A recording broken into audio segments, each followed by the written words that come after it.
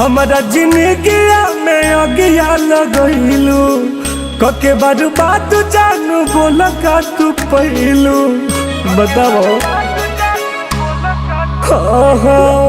हमारा जिंदगी में अगिया लगैलू कके बर्बाद जानू बोल का तू पहलू हम के उजाड़ के न हंसबू हो। हमारा नियन प्यार पावे खातिर जीवन भर सबू हो। एगो बात लिख लो तू सब सब कबो नहीं हो सबू हो। जेकरा भिरी जइबू जान हो ओकरा के न सबू हो।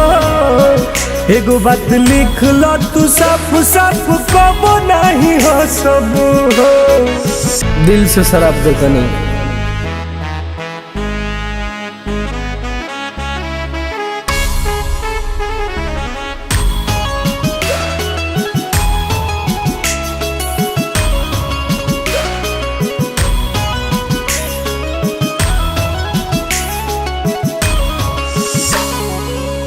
जवन रहिया में फुलवा बिछवनी छिट दिहलू तू काट हो।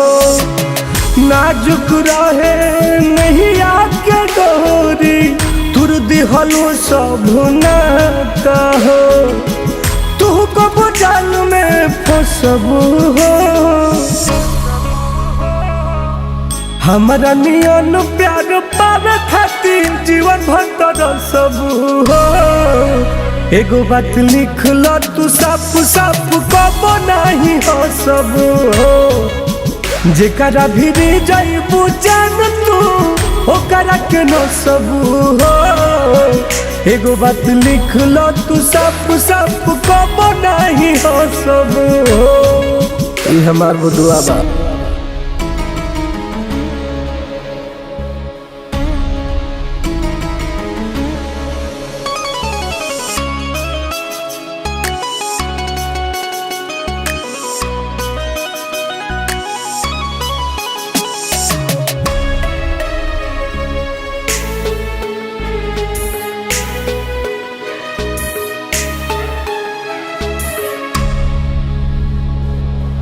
पास बोला के गोलू टुनु टुनु के काहे दूर भगा दिहलू।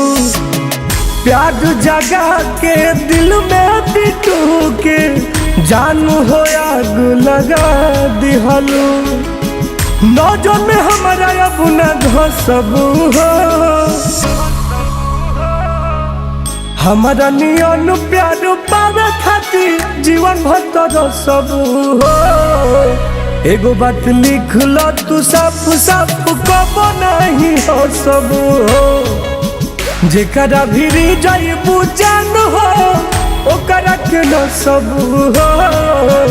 एगो बात लिख लो तू सब सब कबो नहीं हो सबू हो। जीवन तोरो रोते रोते बीती।